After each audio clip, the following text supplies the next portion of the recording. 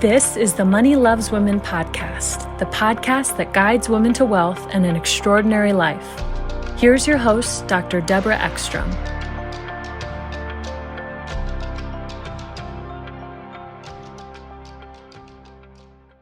This is Dr. Deborah Ekstrom for the Money Loves Women podcast.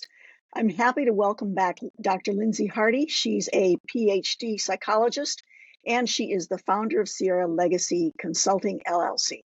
She works with couples, individuals, families, and family enterprises, and she uses her professional training with her personal experience being married into a family with a 100-year family business. She's been a featured thought leader on the Purposeful Planning Institute and podcasts such as Aspirants Money Tales, and she has some great principles in general for approaching relationships and so forth, and lots of information about money and how to manage your relationships with the people in your lives and your money. Today, though, one of Lindsay's areas of really great expertise is all around listening. And she actually does trainings around this that would take up more time than we have. But she's going to teach us today and hit the high points of what's important in terms of listening and how it influences your relationships and your discussions. So, Lindsay, give us once more a little context around yourself, where you grew up and all of that, your training, and then we'll take it from there. I'm happy to be back. When you suggested this topic as a follow-on from our last podcast, I was excited to spend this time on the topic of deep listening because it's a powerful one. So my training is as a clinical psychologist, and I grew up in Palo Alto, as I shared a bit last time. Grew up in a middle-class family, professional family. My dad has a PhD in geophysics, and my mom was an administrator at Stanford. And then fast forward, when I was in graduate school for psychology, I met my husband, and we got married, which was a just very interesting process for me as I learned more about his family and his family business and entered into this world of wealth, which has been described as a different cultural experience. And I think all different levels of socioeconomics really can have very different cultures. So entering a different class like that revealed some interesting dynamics, both personally and interpersonally. Do you want to elaborate on that a little bit? First of all, I like what you said about different classes because lots of people don't think that much about the class system in the U.S. They might think more about India or Great Britain or somewhere like that, as far as class, being more class conscious. But talk about that for just a minute, about the classes and what entering from one direction to another, the challenges that might bring up. Yeah, I think this is really something that's not very visible to the general public. And I just had a conversation this morning, actually, that opened my eyes to the cultural differences between people who are in poverty, for example, and people who are middle class. There's very different ideas of affinity and people just as a value helping each other out in the poverty class that could be different in the middle class. And then as between the middle class and very wealthy class, that can be quite a difference in culture as well. There's actually a book, I don't remember if I mentioned it last time, but it's called Strangers in Paradise by James Grubman. He's another wealth psychologist. And it talks about that migration. It actually applies a model from anthropology about what happens when people immigrate to a different country, and how do they integrate the culture that they left into this new culture. And so he talks about how to do that if you're migrating into a wealthy class, in a way that's either healthy or unhealthy. Fascinating stuff. Yeah. Yeah, I have not read that book, and I am I love reading, so I've got to get that. And thanks for bringing that up. So, lots of people think uh, that the culture in the wealthy class is such that maybe they, as a middle class person, would be looked down upon. What's your experience?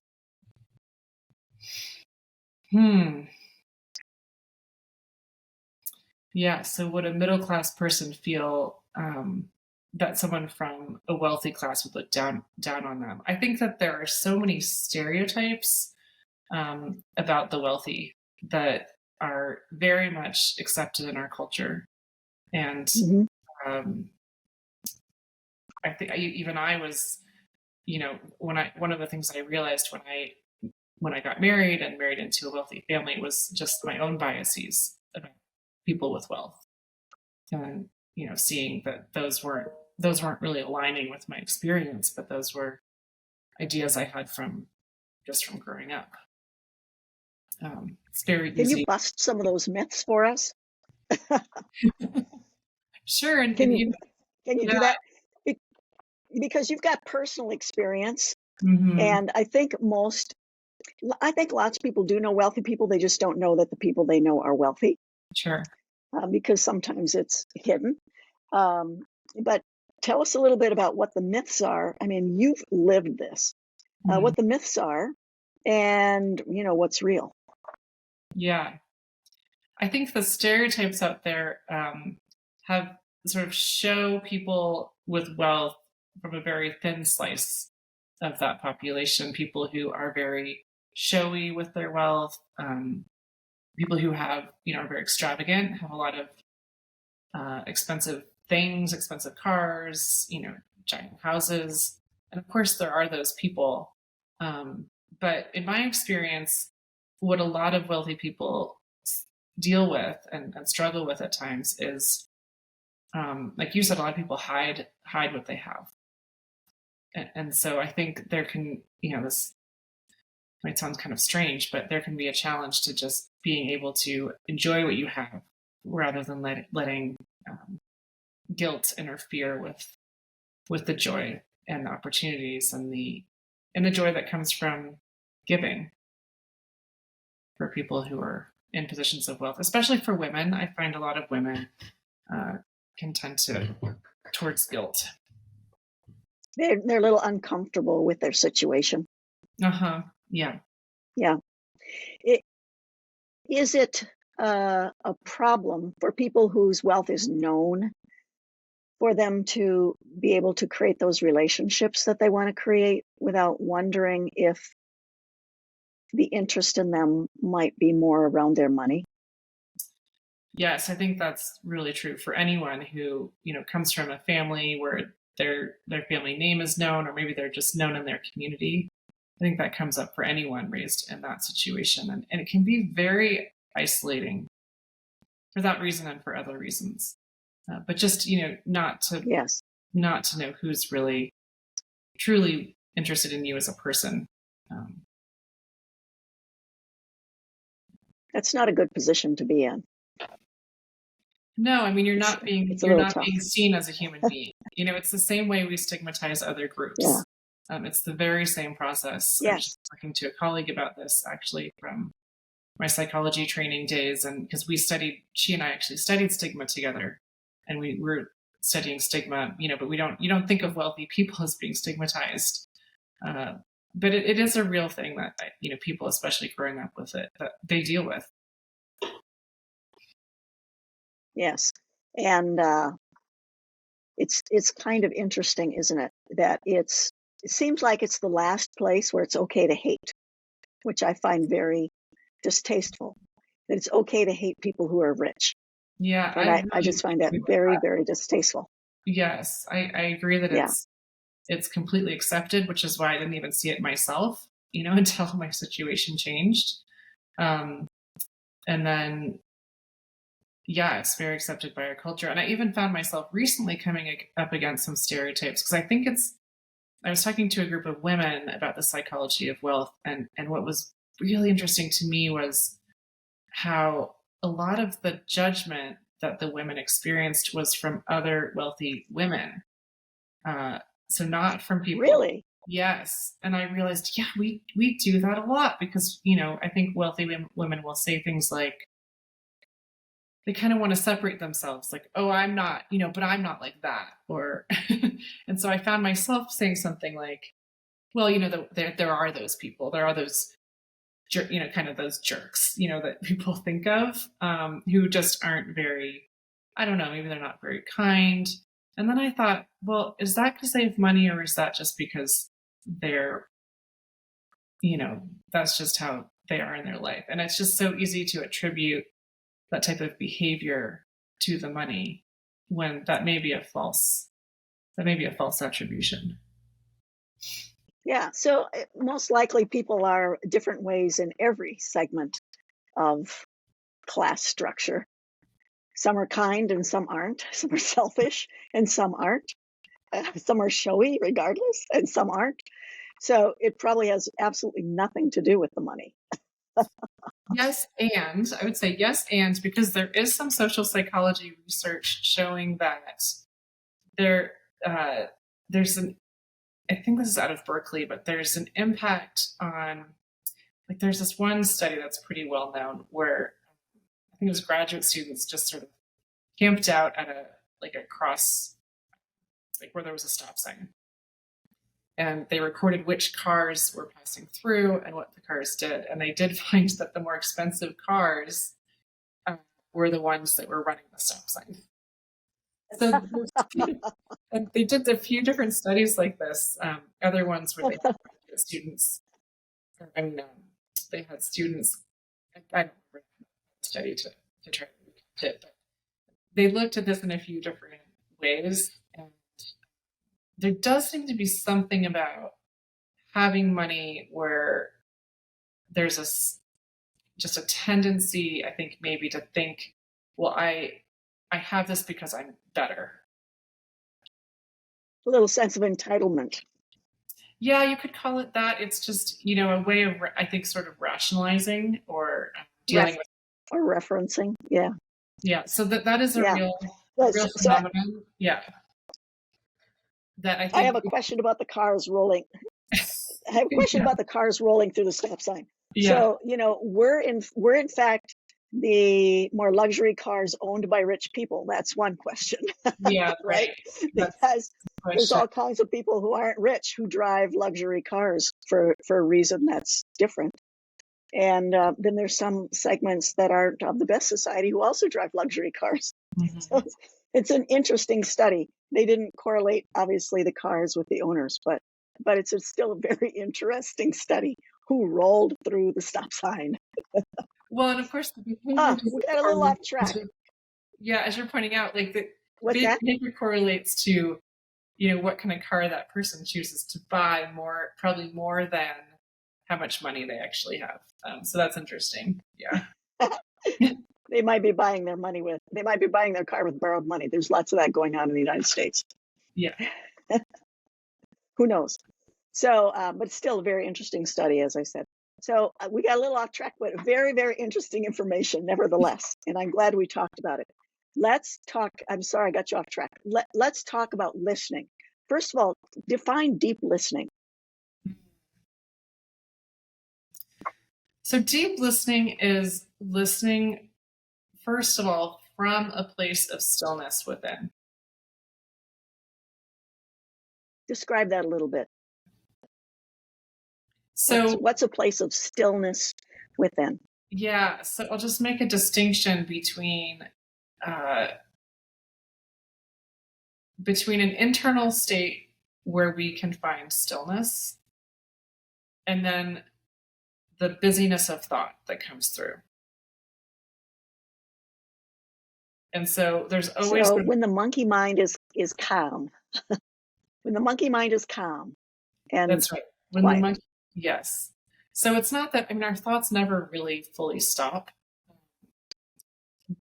And yet we all know how it is when our minds are just more settled, when our thoughts are quieter, when there's a sense of stillness and we can maybe start to hear things that we didn't hear otherwise. We're more in touch with what's going on around us in our environment, and also in our physical being, and then inside of us in terms of our thoughts and feelings. And so there's always both. There's always the stillness and then the movement of the mind, the thoughts. And so when we are really listening deeply to another person, we are aware of that space of stillness, and that's where we're listening from. I think I'm getting what you're talking about. So it almost sounds like the stillness creates an opening for us to take in and to not have our mind chattering at the same time someone else is speaking to us. So we're not distracted by our own mind chattering. Yes. So in contrast to listening from stillness, the way we usually listen, I would say 99% of the time for most of us, is through our thinking, through our ideas, through our stories about this person in front of us, or maybe we're paying attention to what else we have on our calendar for the rest of the day, our schedule. We're usually thinking about what we want to say next. We're evaluating. Yes. We're thinking, do I agree with this? Do I not agree with this? What do I think about this person based on what they're telling me? So there's a lot going on in terms of our thinking that's filtering it's creating our experience of that person. So we're already formulating our rebuttal. Yes. So tell me, since that's kind of the typical, and most of us, maybe we're not even aware of it. I, for example, I thought I was a great listener, and I had to be trained to listen. So tell me, and I'm sure I'm not trained the way you train, as well as you train people, but tell me, how can you train yourself to be a deep listener and a better listener, and make sure you communicate to the person you're listening to that you are indeed listening? Yeah. So first, just taking even a moment to check in with yourself. What's going on with me internally? Is my mind very busy? Am I thinking about other things? And then having some intention around finding that place of quiet. And again, it's not that we have to try to get into a battle with our thinking. We're not trying to control anything that's going through our minds, but it's once you kind of are aware of this space of quiet, and all of us experience it all the time, it's not that hard to just connect with that. So first we connect with that quiet space within. And then, you asked about how do you communicate that to the other person. I mean, I think that's really in the way that you're being with them. People really feel it when you're present with them. And they're really being heard and received. Very good description. Do you teach people to mirror back, or is that an outmoded concept? To mirror back what they've heard? I can tell you a therapist, because you think very seriously before you answer a question.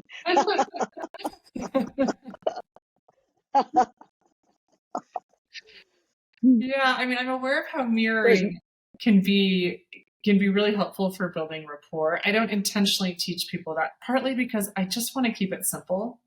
And so you can get into all kinds of techniques. I mean,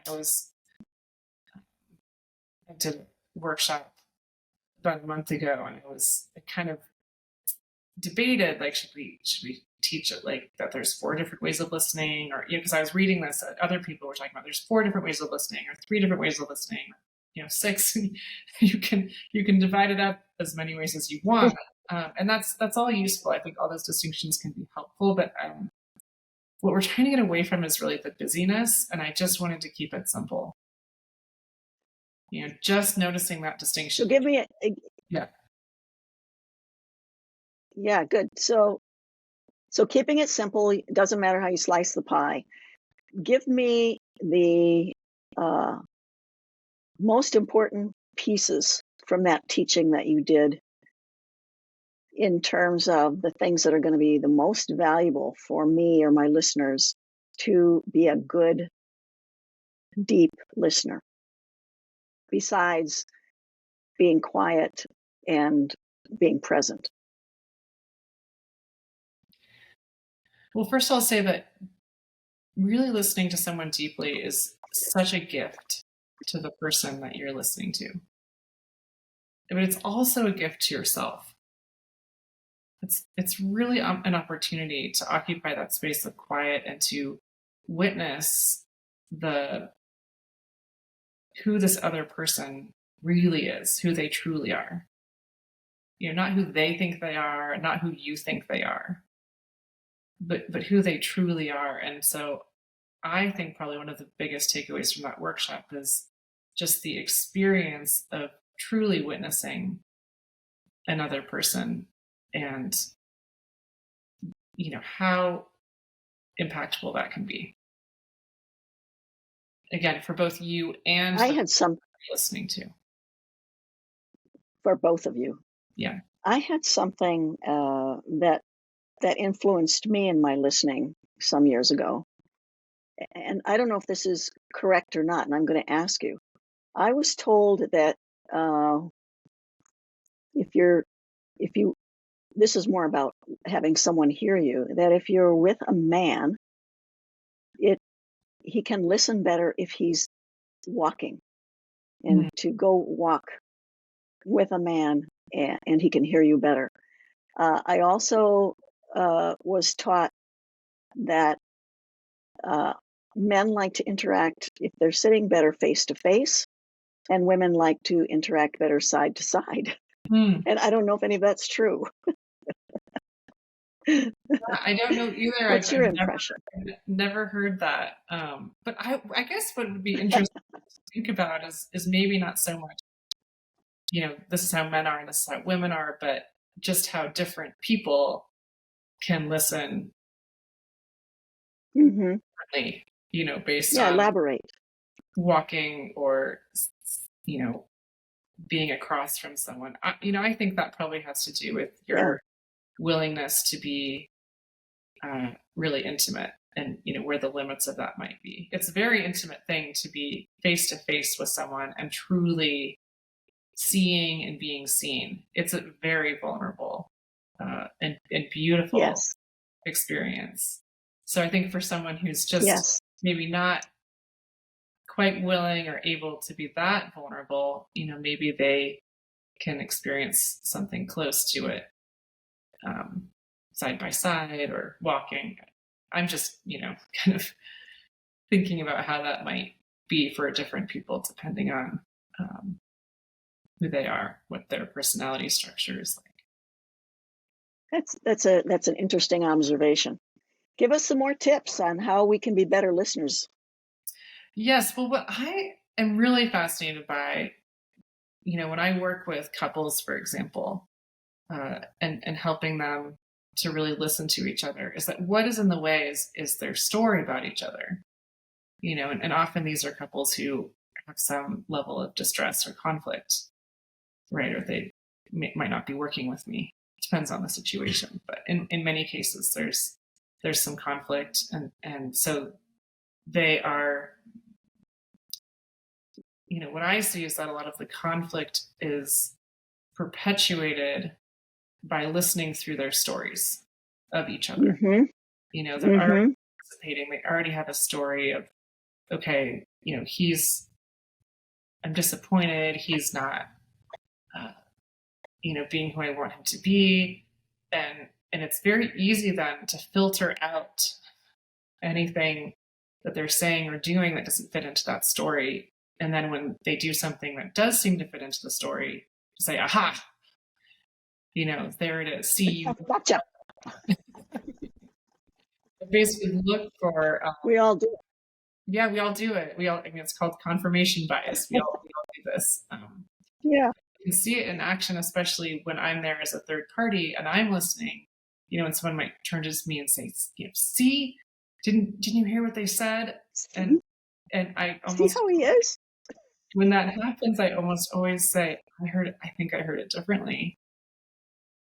How did you hear it? And let me share with you how I heard it.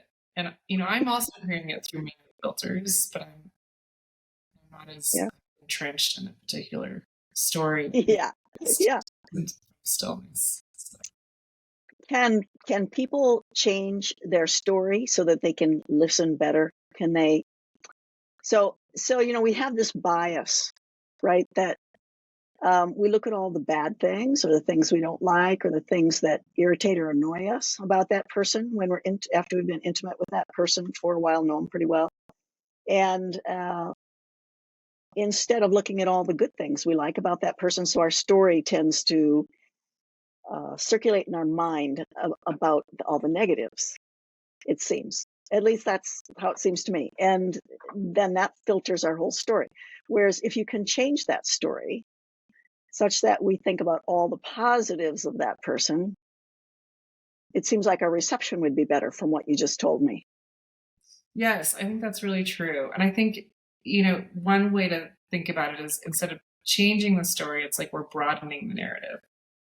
We're making it broader. I like that. Yes, I like that a lot. It's hard to you can't just really more inclusive. Yeah, because you can't just go in there surgically and say, here's this thought, I'm going to change it to this other thought, right? But it's easier though to include more thoughts, right? Like, okay, I didn't, I still don't like what he did yesterday. And,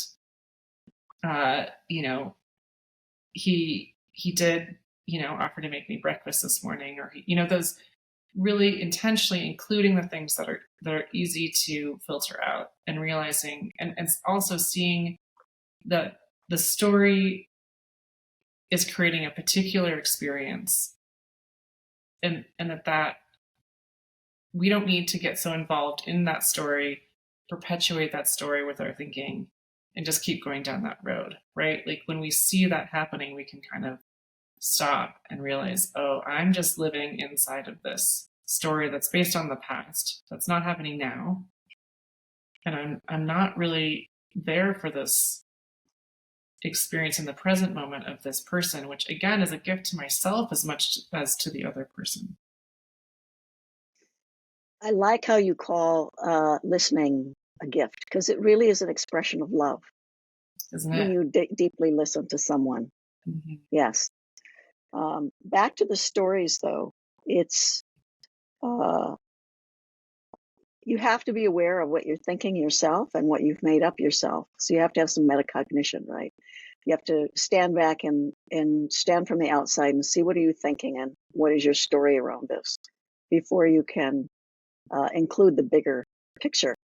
And I have to say something that happened for me because I was taught when I was in psychiatry many years ago, when I trained in psychiatry, probably 40 years ago, that we were a monomind. We had this personality, and that's why we pigeonhole people, I think, too. We're taught that, and we believe that people are a certain way. Mm-hmm. And the truth is that's not true. People have multiple ways and multiple parts. And when we recognize that this particular thing that annoys us or irritates us, that seems to be repetitive in our life, is only a small part. Mm-hmm. And that there's many other wonderful parts that we appreciate and enjoy. And that made me really much better at getting out of the story and being able to appreciate and recognize that the whole was something much greater than that one little part. And that one little part might simply be a part that's not integrated yet in whatever that, people are growing. And it's just a little leaf down at the bottom of the stem. So that helped me a lot with my being able to get out of the story. Yeah, I think you make an excellent point. Yeah, because if we realize that, because I see this with couples quite a bit, that they're starting to relate to each other as like kind of as like one person is relating to their partner as their partner's worst self, right? They're thinking of like when they're as adversaries. at their worst, and then creating their experience of that person based on that moment, whereas that was that person, maybe behaving poorly, but probably also experiencing some distress, not really being. I'm going to just talk about it in terms of like who we truly are. Just who we truly are when we are feeling relaxed, we're feeling content. All of us show up as that self at times. And then there's who we are when we're distressed, when we're we're unhappy, we're dealing with something difficult in our lives, and we can behave like a completely different person in those situations. And so, seeing all of each other is helpful, because then we don't have to. Because the other thing that happens is if we're just relating to each other based on our worst moments, it kind of perpetuates that behavior you don't want. If you're just listening for the worst parts of the other person, that person is not feeling seen or heard or supported. Now they're feeling more stressed. Now they're less likely to show up as their best selves. So I'm not saying we're responsible for each other, but there is a way that we also can create the thing that we don't want in our dynamic with other people. I think one of the things you taught us the last time we talked was to own our experience. Mm-hmm. And I really liked that principle. So own what you're experiencing and be responsible for what you're experiencing yourself. It's not someone else making you feel a certain way. And I think that's a real novel concept to a lot of people. And I think it's so critical to success. It's critical to financial success, which, is part of what I teach. But I think it's really, really difficult to achieve your full potential if you don't have self-mastery. And owning your experience is sometimes really hard to do, especially when you feel put upon. But to take it back and say, that's on me, it's very freeing for everybody. It's very freeing. Including yourself. Yeah, it's very freeing. I think there can be a moment. I know for me, when there's been times where really taking responsibility has included some discomfort, but then there's huge freedom on the other side of that. Yeah, I talk a lot about agreed. The difference between reactivity and creativity. What we can tell us more. Yeah, how we are in a reactive state is very different than how we are in a creative state. I mean, it corresponds to sort of those two ways of being I referred to earlier. There's sort of true self, who we are when we're calm, content, and creative. And then there's who we are when we're reactive and we're stressed and just sort of, really reacting to what's happening to us and to our own thoughts about what's happening to us. And then I'm reading a book right now called Creator by Steve Chandler. And it just gave even more color to this idea and this distinction. And so I've been thinking about how, no matter what, we can either be reacting or creating. We have those two choices. And seeing that's so helpful because when we see like, oh, I'm reacting, and then you shift into creating, it's like it completely changes first of all, what's the choices available to you and your experience of that situation. I'm thinking even especially as a parent, it's very helpful to Yes. Yeah. When I'm It's very helpful. Yes. I think bringing up parenting, I was with my granddaughter this weekend and watching my son and his wife parent. And I love watching my children parent. I just feel like they're so much better parents than I was. I guess that's a good thing. But it's also interesting when you have multiple children, and I watch them with different different ones of their children, and you have to recreate yourself for each child, which is so interesting, because every child creates a different reaction or creative opportunity for you. And I'm sure that's true with every relationship in likelihood, but you just really notice it with your kids, because you have the first one kind of figured out what what works, and then the second one comes along and it's a completely new show. And then the third one comes along and that's different again.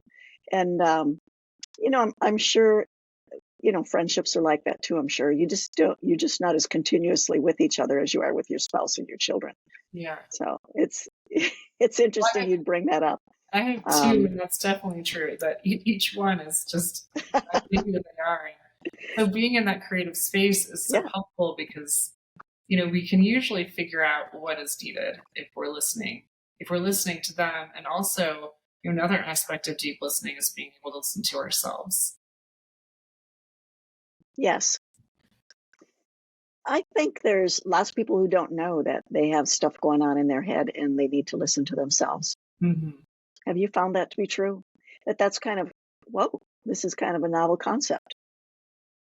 I think that is true. Yes, that this process starts, any process, I guess, of inner development starts with awareness of what's happening. And really, like, the more and more we see, it's almost like, if you really see something clearly that you're doing that's not serving you, it's actually very easy to just stop doing it. But I think there's different levels of awareness. Like, we can have enough awareness, we see what's going on, but we don't quite see how to step out of it. Yes. Awareness is a very deep topic. Mm-hmm. It's a book worth of information and distinctions. And mastery requires a lot of awareness. Self-mastery and mastery of your emotions, I think. Yeah. Requires a lot of awareness. And so I'm glad you brought that up. Mm. What else should we know about how to be really good at deep listening? Yeah. Well, I wanted to also just talk about how, we've been I've been sharing a bit about how I work with couples, but then we shifted to talking about parenting, and the same applies in the realm of parenting, that it's, if you have a kid, we're talking about how kids are different from each other. And if you have a kid that is more challenging for you, it can be easy to start viewing the kid through that lens. Like, this is a challenging kid. This is like, relating to your child as if they're a challenging kid is very different than relating to them as, okay, this is my kid who is, has these particular tendencies, and also is,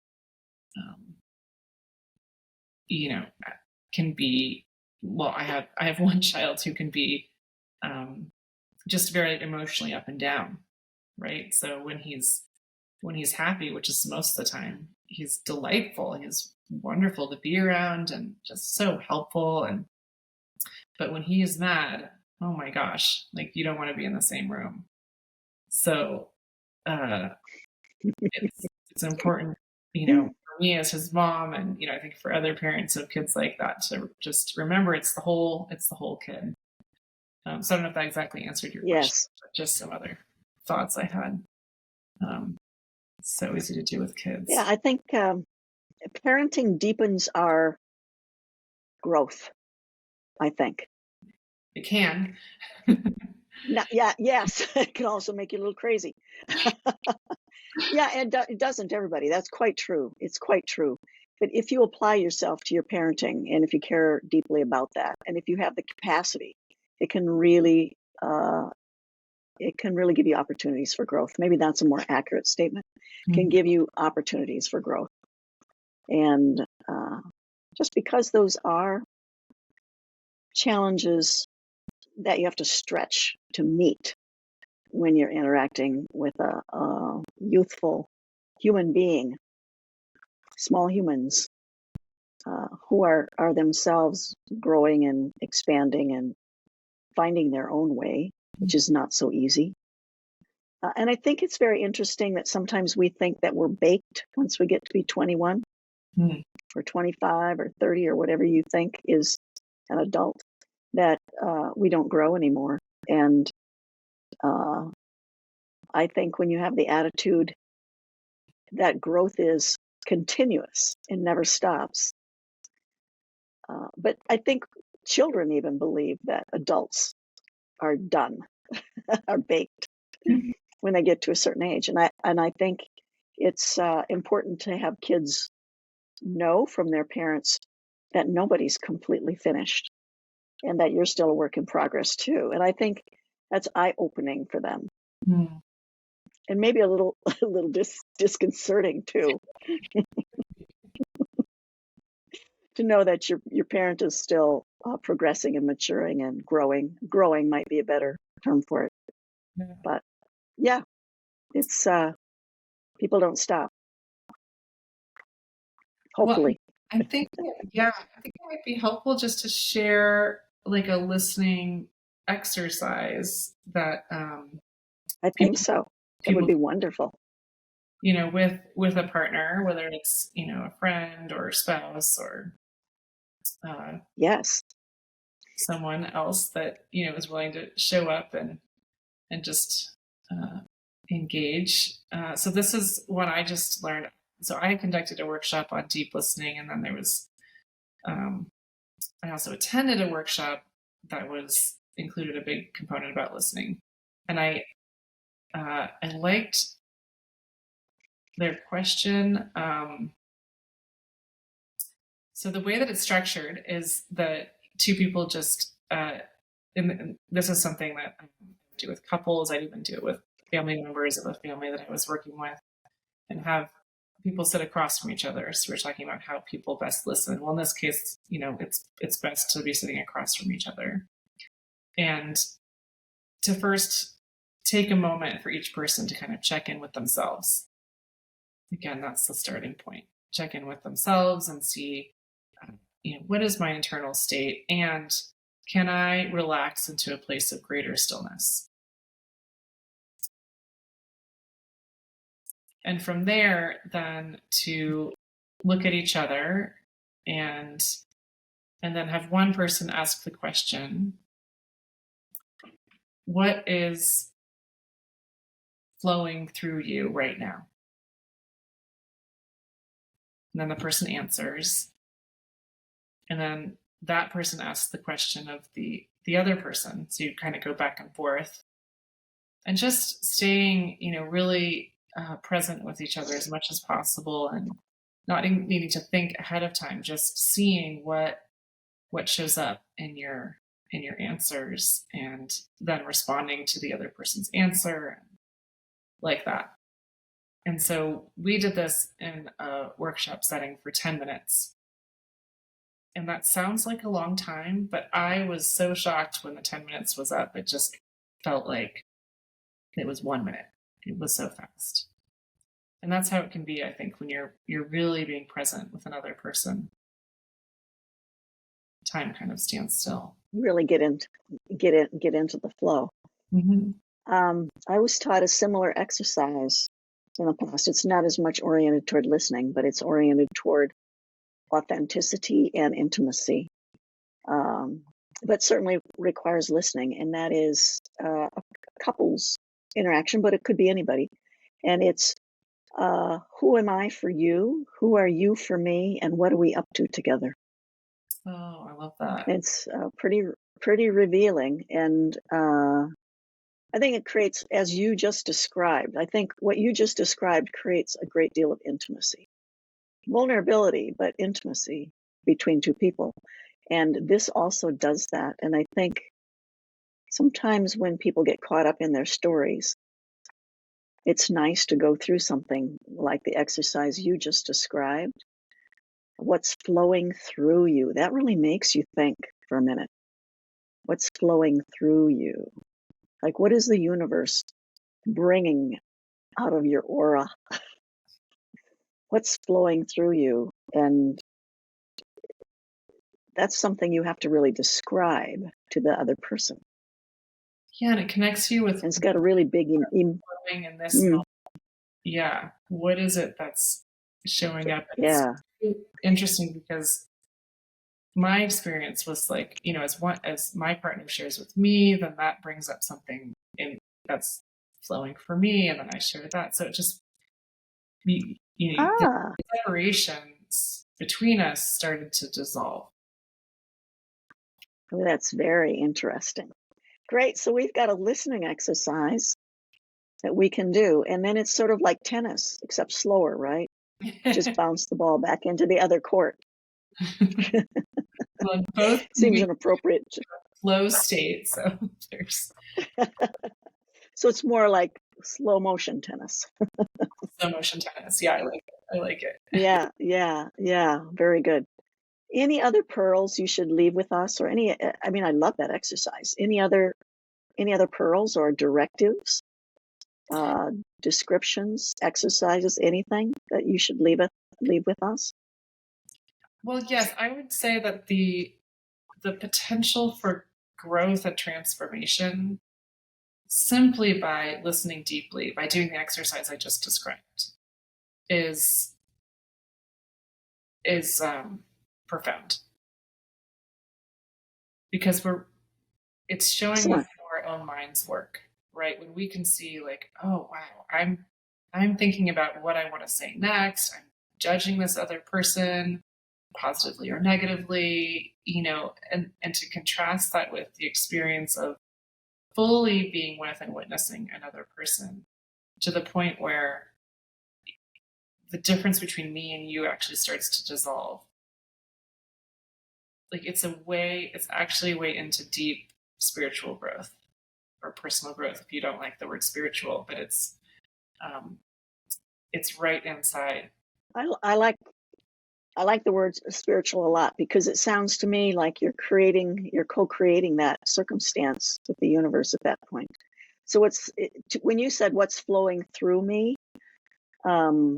I got the feeling of what spiritual energy is flowing through me at this moment when I'm interacting with this person.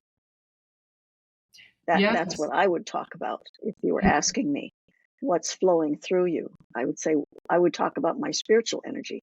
So if I was sitting next to someone sitting opposite someone who I really cared about, I could imagine doing that with my child, or my grown child, or my fiance, and the feeling, the energy I would have coming through me of that deep love and affection for that person, that I could almost feel it radiating toward them when you talked about that. Oh, it's beautiful. I love that. Yeah, you. And what I also love about the question and the exercise is that it's so personal. It really is just whatever's coming up. It could be what's flowing through me is, I don't know, it could be something about your business. I mean, there's no rules, I think, is the point. It really is whatever is showing up, and however that person is hearing the question and how they're interpreting it. And it doesn't really, in the end, it doesn't really matter what you're talking about. It's that process of continuing to reveal yourself to another person and have them fully receive. Do you ever have times when you try to do that exercise and the one or the other parties tries to deflect and to get very concrete? Does that ever happen? Yeah, I mean, often people are uncomfortable, and so they really, there can be a lot of giggling, and just to stay actually just looking at someone in their eyes is very comfortable. There's room for all of it, I would say.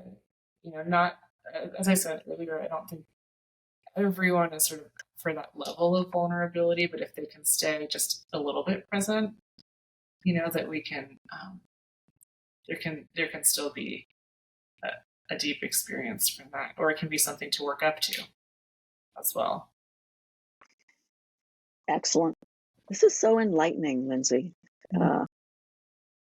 Things that we can institute in our own lives, and use to become better listeners and therefore develop our personal growth and make us more successful in our relationships and our interactions. And that's what it's all about, really. So if you were going to give some counsel, and I know we went through this before in our last interview, but I'm sure around listening you have something more to say. If you were going to give some counsel to people in regard specifically to deep listening to make themselves more successful, what would you say?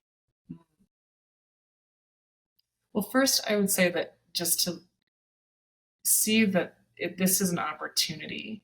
So let's say you have someone in your life who you're experiencing some friction or conflict with. I like to say that whatever is showing up for you as a problem can be an opportunity. It can be our sort of the universe's way of showing us something about what there is to learn. And so I think deep listening is a really powerful way to apply that. When we're listening deeply to another person, we're willing to put our story aside of who they are. We get to experience them in a completely different way, and the possibility of transforming that relationship is there. Very good. Very good. Great counsel. Thank you so much. You taught us so much today about deep listening. I feel like I can be a better listener. I don't feel like I'm a bad listener. I'm just not as good as I could be. And I'm sure I can grow endlessly. So thank you for bringing that to fore. And as you know, I think listening, because it is an act of love and an expression of love, and because it's so important in everything we do and in every relationship that we have of every kind, that it's a really critical topic. So thanks so much for coming on again, Lindsay, and sharing with us your expertise. Well, I loved talking to you today, and especially about this topic. Excellent. This is Dr. Deborah Ekstrom for the Money Loves Women podcast. To your health, your wealth, and your happiness, may blessings rain down upon you. Thank you for listening to this episode of the Money Loves Women podcast. Please leave us a rating and review so we know how we can improve. Visit moneyloveswomen.com to gain more insight into how to live an extraordinary life.